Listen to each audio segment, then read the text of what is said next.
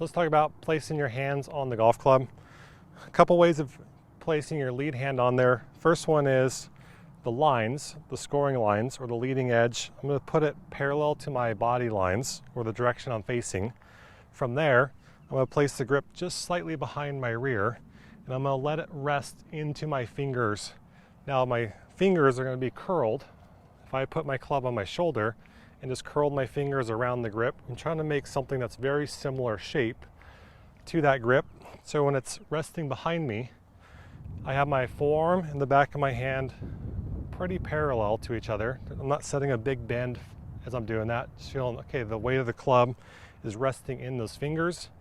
From that position, I can go ahead and close the palm on top of the grip, and I can even bring it up in front of me just by pushing down on the heel pad to get that club head to bounce upwards.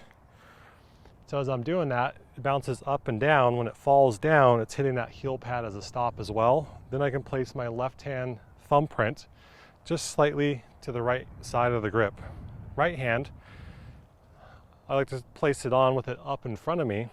From that position, if I made a little matching curl with the middle two fingers of my right hand, that's going to go right underneath the grip, almost like I'm pulling a bow and arrow, back and forth.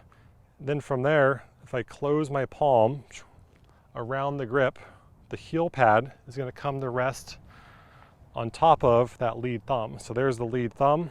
As I take this and close it around, there's a lifeline. If I put my thumb to my pinky finger, it creates a crease right there. I'm trying to get that crease right on top of the thumb. Other checkpoints would be, can I take my right thumb, my trail hand, and touch it to my pointer finger, so there's actually a little bit of a space there. And these two knuckles, or this bone, is lined up parallel to the side of the shaft. So there would be my checkpoints. And then if I look underneath at my pinky, it's just resting on top of the crease in between the left hand pointer finger and the middle finger. So if I was going to do that one more time,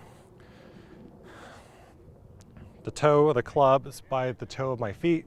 The scoring lines are facing the direction I'm looking. I can feel the grip.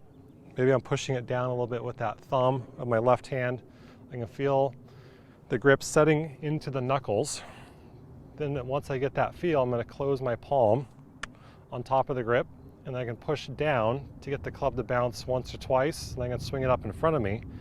Take that lead hand where it's already kind of set into the position where the middle two fingers have that little hook. There's a little bit of space between the pinky and the index finger, and I can touch that index finger with my thumb.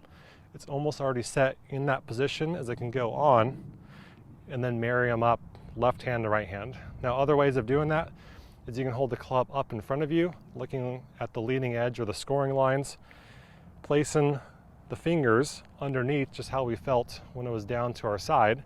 And then can I close the heel pad on top of the club?